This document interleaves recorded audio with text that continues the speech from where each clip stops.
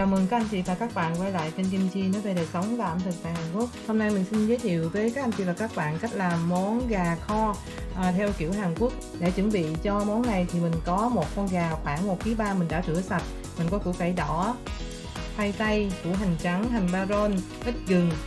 Và cho phần gia vị thì mình có tương ớt Hàn Quốc, nước mơ ngâm, tương đen Hàn Quốc, nước tương Hàn Quốc, đường, ớt bột, tỏi.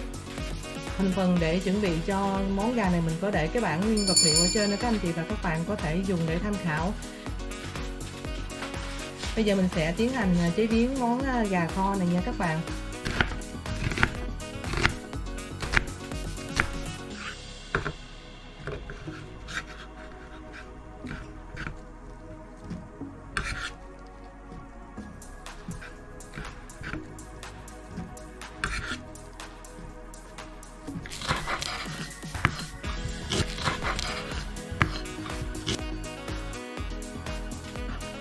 Cắt cái hành baron này ra nha các bạn.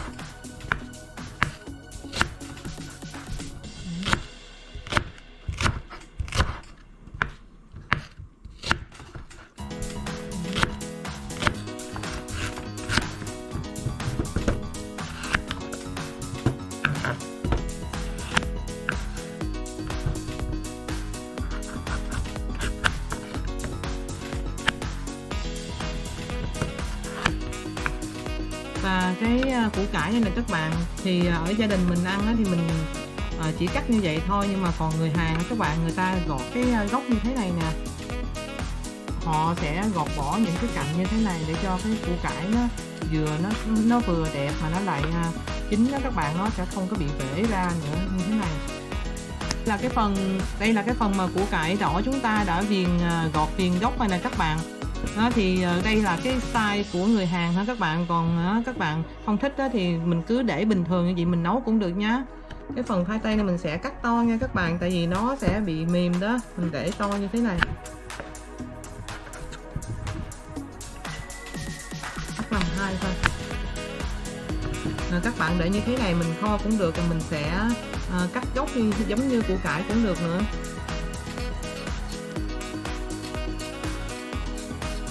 Viền cái gốc như thế này thôi, này cũng đã tròn sẵn đây nè các bạn, mình viền cái gốc bên nãy mình gọt ra thôi.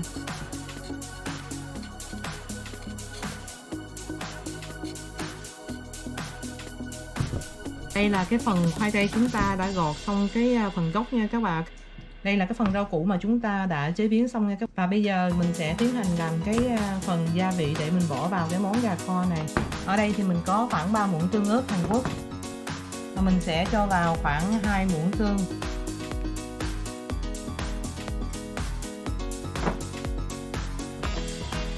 Quậy đều lên nha các bạn.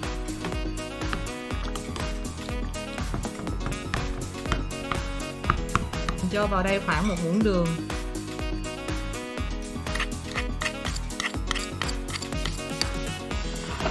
Và đây là cái rượu khử mùi của Hàn Quốc nha các bạn, 1 muỗng rượu khử mùi. Cái nước mơ ngâm của Hàn Quốc đó các bạn không có thì các bạn có thể thay thế bằng đường cũng được nha các bạn. Mình xài một chút xíu ớt bột nha các bạn, cho nó cái màu nó đẹp đó, khoảng độ chừng 1 muỗng ớt bột thôi.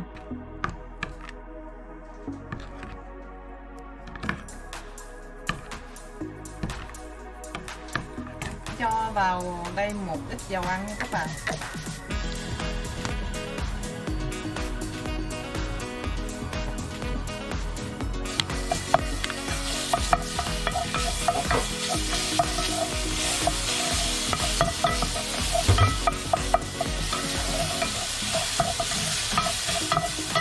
Xào cho nó thơm thôi được các bạn, cho cái phần gà chúng ta rửa sạch chúng ta sẽ cho vào.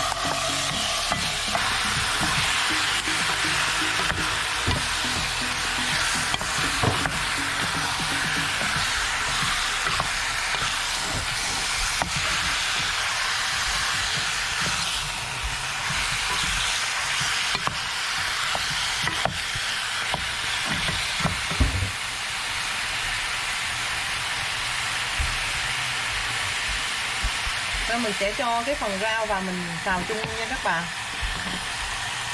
Củ cải đỏ và khoai tây chúng ta sẽ cho vào xào chung luôn.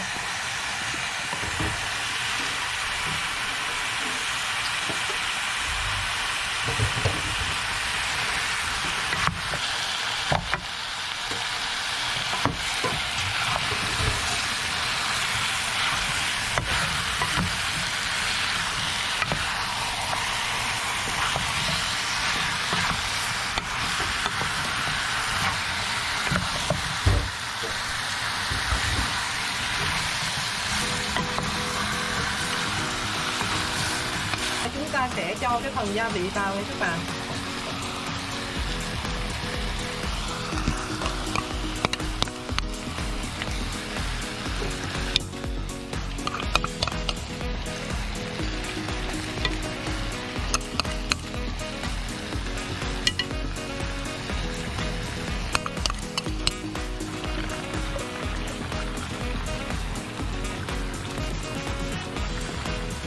Cho vào củ hành trắng và tất cả cái này.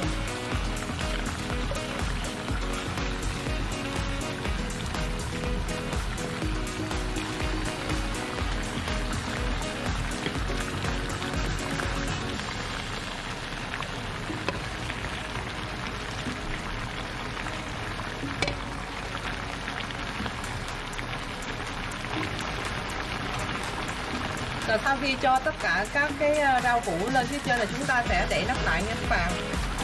Mình sẽ đậy nắp lại như thế này và mình kho ở lửa lớn là khoảng nửa tiếng, và trong quá trình kho các bạn cũng phải đến để mà đảo cho đều lên. Và đây là cái phần gà mà chúng ta kho đậy nắp kho được khoảng chừng 15 phút rồi các bạn. Thì nó đã đều ra hết đây nè. Đó, mình kho được khoảng 15 phút rồi. Mình sẽ lấy cái này mình tưới cho nó đi.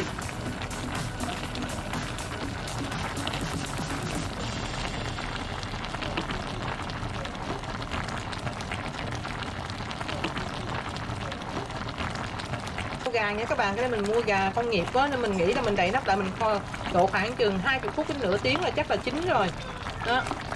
Còn các bạn mà mua gà vườn á, các bạn phải kho lâu thêm một chút xíu nữa.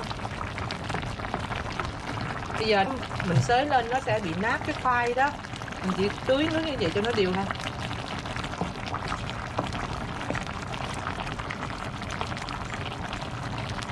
Rất là thơm các bạn ơi, cái màu cũng rất là đẹp nữa nè. Rất là một miếng coi nó vừa ăn không nha các bạn.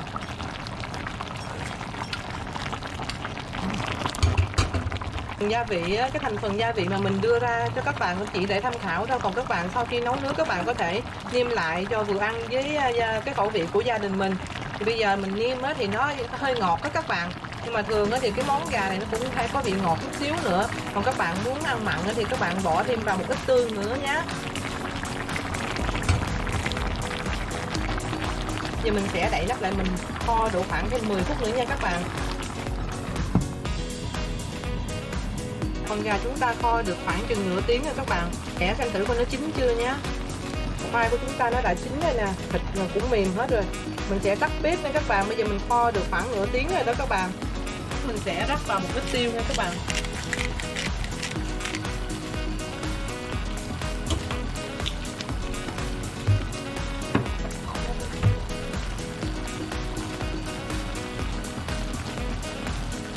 Bây giờ phần gà chúng ta chín rồi mình tắt bếp nha các bạn. Và thế là chúng ta đã hoàn thành xong món gà kho với tương ớt theo kiểu của Hàn Quốc.